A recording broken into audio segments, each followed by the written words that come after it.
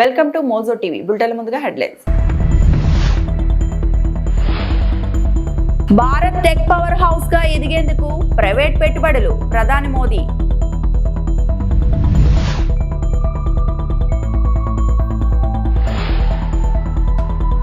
కార్తీక మాసం రద్దీ, ప్రముఖ ఆలయాల్లో భక్తుల భద్రతపై ఏపీ డిప్యూటీ సీఎం పవన్ కీలక ఆదేశాలు.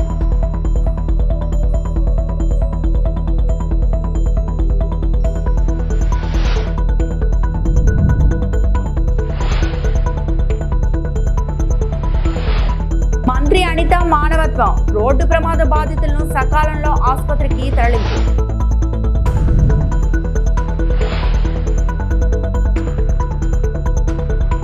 భారత్ అత్యంత క్లిష్టమైన, అధిక ప్రభావం చూపే పరిశోధన అభివృద్ధి ప్రాజెక్టులకు మద్దతిస్తోందని ప్రధాని నరేంద్ర మోడీ పేర్కొన్నారు. సైన్స్ అండ్ టెక్నాలజీ పవర్స్ గా ఎదగడానికి ఈ రంగంలో ప్రైవేట్ పెట్టుబడులను ప్రోత్సహిస్తున్నట్లు తెలిపారు. న్యూఢిల్లీలో భారత్ మండపంలో 1,00,000 కోట్లు పరిశోధనాభివృద్ధి పనులు ప్రారంభించిన అనంతరం మోదీ ప్రసంగించారు. దేశంలో ఆధునిక ఆవిష్కరణలను మరింత పెంచడమే లక్ష్యంగా తమ ప్రభుత్వం పనిచేస్తుందన్నారు. గతంతో పోలిస్తే ప్రస్తుతం భారతదేశ పరిశోధన అభివృద్ధి వ్యయం రెట్టింపు చేశామన్నారు. ఈ చర్యలు భవిష్యత్ ఆవిష్కరణలపై తమ నిబద్ధతను తెలియజేస్తుందన్నారు. साथियों, इनोवेशन जब इंक्लूसिव होती है तो उसके प्रमुख बेनिफिशियरी ही उसके लीडर्स भी बन जाते हैं. भारत की महिलाएं इसका सबसे बड़ा उदाहरण है. आप देखिए, दुनिया में जब भारत के स्पेस मिशंस की बात होती है तो उसमें इंडियन विमेन साइंटिस्ट की चर्चा बहुत ज्यादा होती है. पेटेंट फाइलिंग में भी भारत में महिलाओं द्वारा सालाना फील्ड पेटेंट्स की संख्या एक दशक पहले 100 से भी कम थी. अब ये सालाना 5,000 से भी ज्यादा तक पहुंच गई है. स्टेम एजुकेशन में भी महिलाओं का शेयर करीब 43% है, जो कि ग्लोबल एवरेज से भी ज्यादा है. పవిత్రమైన కార్తీక మాసం సందర్భంగా ప్రముఖ ఆలయాలకు భక్తులు రద్దీ పెరిగిన నేపథ్యంలో కాకినాడ జిల్లా పరిధిలో ప్రముఖ క్షేత్రాల్లో భక్తుల భద్రతా సౌకర్యాల కల్పనకై యంత్రాంగం ప్రత్యేక దృష్టి సారించాలని డిప్యూటీ సీఎం పవన్ కళ్యాణ్ సూచించారు. క్యూ లైన్ల నిర్వహణ, పారిశుద్ధ్య నిర్వహణ, భద్రతాపరమైన అంశాలపై అధికారుల సమన్వయంతో తగిన చర్యలు చేపట్టాలన్నారు. భక్తులకు ఎక్కడా అసౌకర్యం తలెత్తకుండా జాగ్రత్తలు పాటించాలని జిల్లా కలెక్టర్ ఎస్పీలను ఆదేశించారు. సోమవారం మధ్యాహ్నం కాకినాడ జిల్లా కలెక్టర్ ఎస్పీతో పాటు వివిధ శాఖల జిల్లా అధికారులకు పుణ్యక్షేత్రాలు, దేవాలయాల్లో ఏర్పాట్లపై పవన్ దిశానిర్దేశం చేశారు.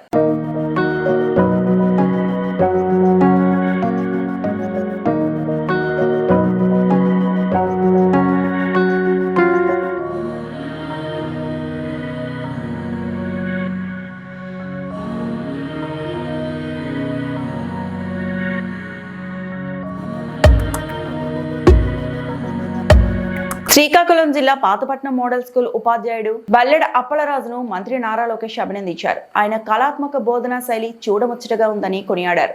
ఈ మేరకు మంత్రి ఎక్స్ లో పోస్ట్ చేశారు. బల్లెడ అప్పలరాజు మాస్టారు, మీ కళాత్మక బోధనా శైలి చూడముచ్చటగా ఉంది. పాతపట్నంలో ఏపీ మోడల్ స్కూల్లో బోటనీ సబ్జెక్టు బోధిస్తూనే సహ ఉపాధ్యాయులు, సిబ్బంది సహకారంతో ల్యాబ్ ను ఆకర్షణీయంగా, విజ్ఞానవంతంగా తీర్చిదిద్దిన తీరు స్ఫూర్తినిస్తోంది. Science, moral values, general knowledge ప్రతిబింబించేలా ల్యాబ్ ను రియలిస్టిక్ గా రూపొందించి నిర్వహిస్తున్న తీరు అభినందనీయమని లోకేష్ పేర్కొన్నారు. ల్యాబ్ కు సంబంధించిన వీడియోను ఈ సందర్భంగా మంత్రి షేర్ చేశారు.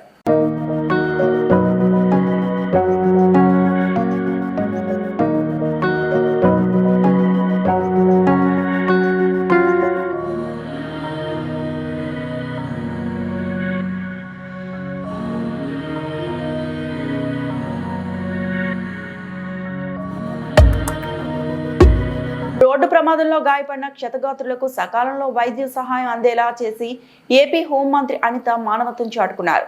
అనకాపల్లి జిల్లా యలమంచిలి సమీపంలో కొక్కిరాపల్లి వద్ద ఆటో టాటా మ్యాజిక్ వాహనాలు ఎదురెదురుగా ఢీకొన్నాయి.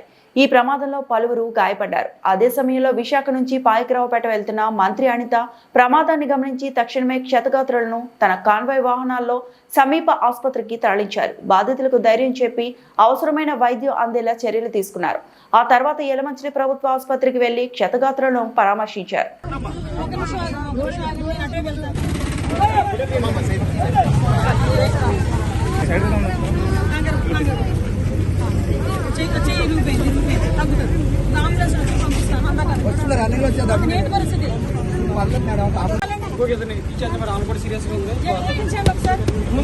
మేడం ఉందమ్మా మేడం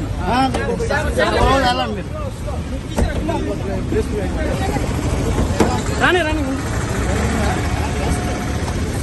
ముందు రాని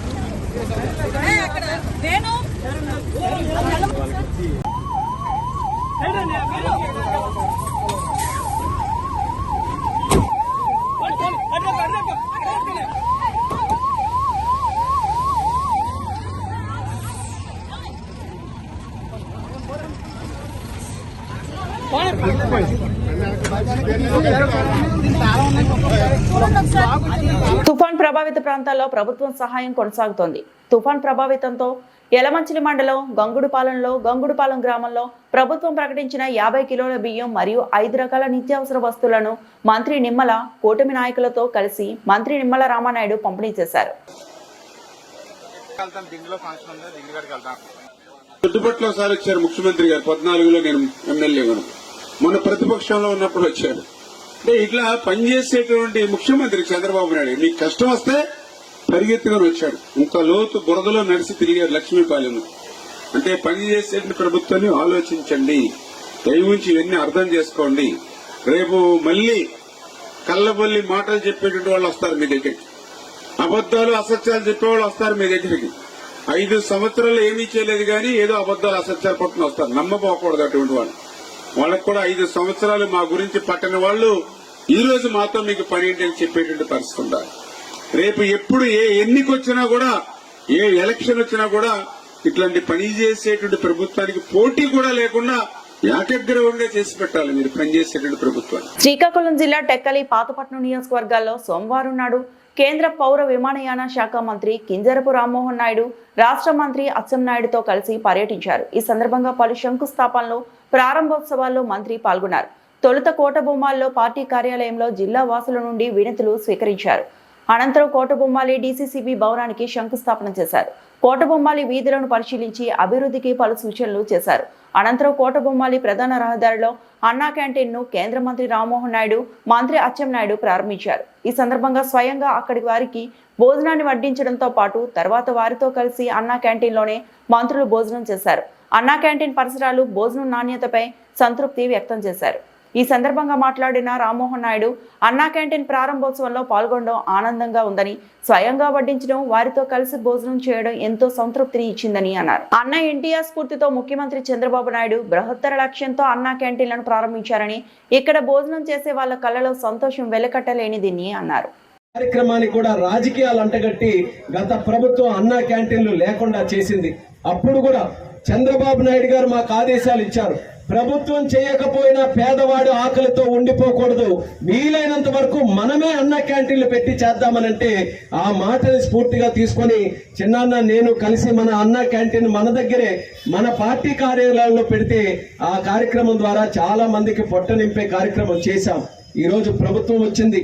ప్రభుత్వం వచ్చిన తర్వాత మళ్ళీ అదే ఉద్దేశంతో ఇంత బ్రహ్మాండంగా ఇప్పుడే చిన్నాన్న చెప్పారు, రాష్ట్రంలో అనేకమైనటువంటివి సిద్ధంగా ఉన్నాయి. జనవరి 1న ఒక తేదీ నిర్ణయించుకున్నారు. ముఖ్యమంత్రి గారి ఆధ్వర్యంలో అన్ని కూడా చేయాలని. కానీ మన కొత్తమ్మ తల్లి ఆశీస్సులతో 2 నెలల ముందే మన కోటబొమ్మాలిలో ప్రజల కోసం ఈ రోజు అంకితం చేస్తూ ఈ కార్యక్రమం చేశాం. ఎంతో ఆనందంగా ఉందని సందర్భంగా తెలియజేస్తున్నాను. చాలా విషయాలు చిన్నాన్న చెప్పారు. కోటబొమ్మాలి మండలం అనంటే కింజరాపు కుటుంబానికి కేవలం రాజకీయంగా ఉన్నటువంటి అనుబంధం కాదు, ఏదో ఓట్లతో ఉన్నటువంటి అనుబంధం కాదు, పదవులతో ఉన్నటువంటి అనుబంధం కాదు. మా సొంత కుటుంబం ఎలాగో ఈ రోజు కోటబొమ్మాలి మండలం అలాగని గర్వంగా ఈ సందర్భంగా తెలియజేస్తున్నాను. 1 కాదు 2 కాదు, ఆ రోజు స్వర్గీయ కింజరాపు ఎర్రన్నాయుడు గారు చిన్న వయసులో రాజకీయాల్లోకి వస్తే సొంత బిడ్డలాగా ఆశీర్వదించి గల్లీ నుంచి ఢిల్లీ వరకు పంపించినటువంటి ఘనత మన మండలం తాలూకా శక్తి అనేది కూడా తెలియజేస్తున్నాను. ఆ శక్తి ఈ రోజు వరకు కొనసాగించారు. కోటబొమ్మాలి మండలం తాలూకా శక్తి అంటే ఇక్కడ ఎమ్మెల్యేగా గెలిచిన వ్యక్తి ఈ రోజు రాష్ట్ర మంత్రిగా ఉన్నారు. ఇక్కడ ఎంపీగా గెలిచిన వ్యక్తి కేంద్రంలో మంత్రిగా ఉన్నారు. అది ఈ కోటబొమ్మాలి మండలం తాలూకా గొప్పతనం. ఇంత ఆశీర్వాదం మీరందరూ కూడా మాకు చేసి ఇచ్చిన తర్వాత మండలాన్ని జిల్లాలో రాష్ట్రంలోనే ఒక మోడల్ మండలంగా తయారు చేయాలన్నది మా ఇద్దరి తాలూకా ఆలోచన. 10 సంవత్సరాలుగా చూడండి కోటబొమ్మాలి తాలూకా తీరు ఎలా మారింది. సన్న రోడ్లతో అంతంత మాత్రానే అభివృద్ధి కార్యక్రమాలు ఉంటే 2014లో అచ్చెన్నాయుడు గారు మంత్రి అయిన తర్వాత ఈ 5 సంవత్సరాలు చేసే కార్యక్రమాలు ఒక 50 సంవత్సరాలకి కూడా మనకి స్ఫూర్తినివ్వాలని ఆ రోజు రాష్ట్ర మంత్రిగా ఉంటే రోడ్డు వెడల్పు చేయడం, పార్కులు నిర్మించడం, గవర్నమెంట్ బిల్డింగులు తీసుకొని రావడం, స్కూల్ బిల్డింగులు తేవడం, ఇల్లు పట్టాలు ఇవ్వడం, ఒకటి తర్వాత ఒకటి ఇక్కడ మండల ప్రజలకి ఇక్కడ ఉన్నటువంటి గ్రామ ప్రజలకి అన్ని కార్యక్రమాలు కూడా చేశాం. YCP social media activist Pratap రెడ్డిని సెప్టెంబర్ 24వ తేదీన పోలీసులు అరెస్టు చేశారని మాజీ మంత్రి అంబటి రాంబాబు అన్నారు. అప్పటి నుంచి ఇప్పటి వరకు జైల్లోనే ఉన్నారు. చంద్రబాబుపై ఇన్స్టాలో పొలిటికల్ కామెంట్ పెట్టిన వ్యక్తికి ప్రతాప్ రెడ్డికి సంబంధం ఉందని అరెస్టు చేశారు.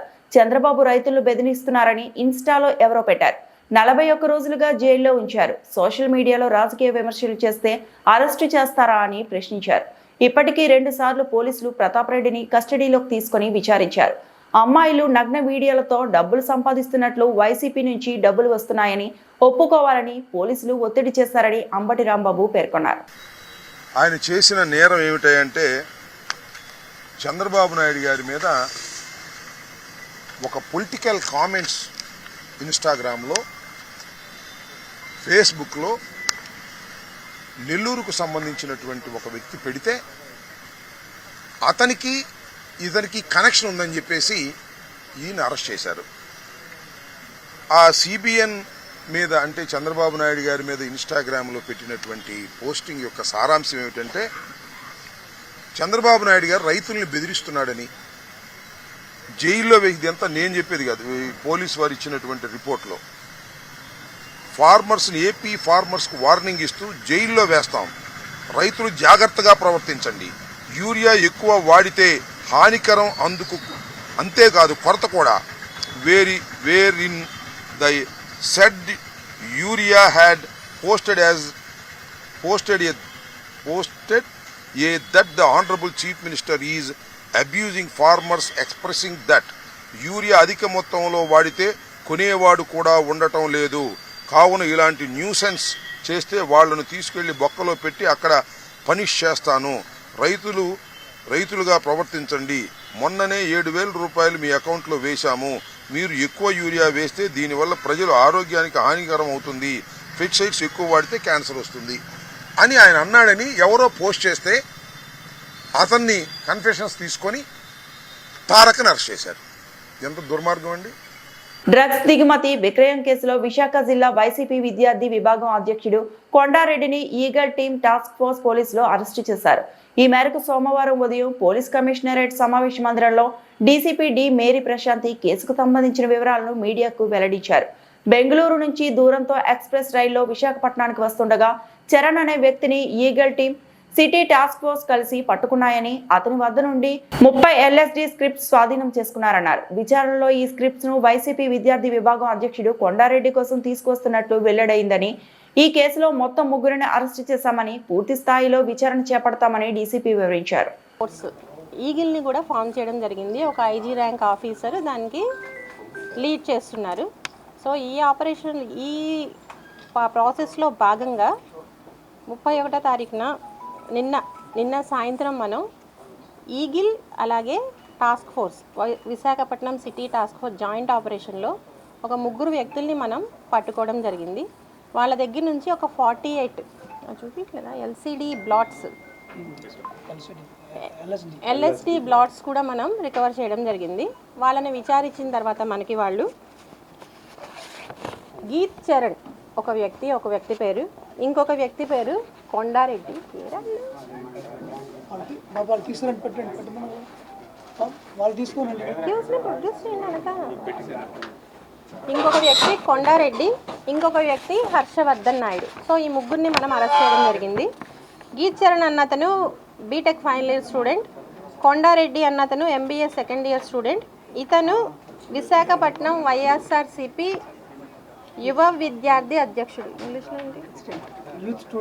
యూత్ స్టూడెంట్ లీడర్ కొండారెడ్డి అన్న అతను.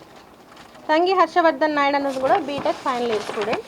సో మనం విచారించిన తర్వాత తెలిసింది ఏంటి అంటే కొండారెడ్డి అన్న అతను ఎవరైతే వైసీపీ యూత్ లీడర్ అయితే విశాఖపట్నం యూత్ స్టూడెంట్ లీడర్, అతను గీత్ చరణ్ అన్న అతనికి ఒక 25,000 ఇచ్చి బెంగళూరుకి పంపించడం జరిగింది. ఈ LSD అన్న డ్రగ్ అనేది బెంగళూరు నుంచి ఇక్కడికి తేవడం జరిగింది. ఈ కొండారెడ్డి గీత్ చరణ్ అన్న వ్యక్తికి 25,000 ఇచ్చి LSD తీసుకురావడం నిమిత్తం ఈవెన్ ఫ్లైట్ టికెట్స్ కూడా కొండారెడ్డినే బుక్ చేశాడు. సెంతన్ అన్న వ్యక్తి బెంగళూరులో అతని దగ్గర నుంచి LSD బ్లాట్స్ తీసుకురావడం కోసం పంపించడం జరిగింది. అక్కడ సెంతన్ అన్న వ్యక్తి ఇతనికి 48 LSD బ్లాట్స్ ఇవ్వడం జరిగింది. దాన్ని తీసుకొని గీత్ చరణ్ నిన్న ట్రైన్లో రావడం జరిగింది.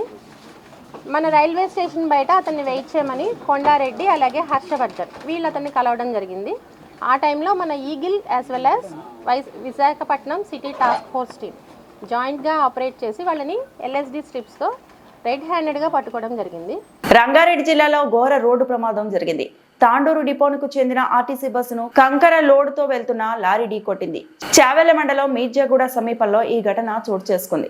బస్సుపై కంకర లోడు పడిపోవడంతో పలువురు ప్రయాణికులు దాని కింద కూరుకుపోయారు. ఈ ప్రమాదంలో 19 మంది మృతి చెందగా 20 మంది తీవ్రంగా గాయపడ్డారు.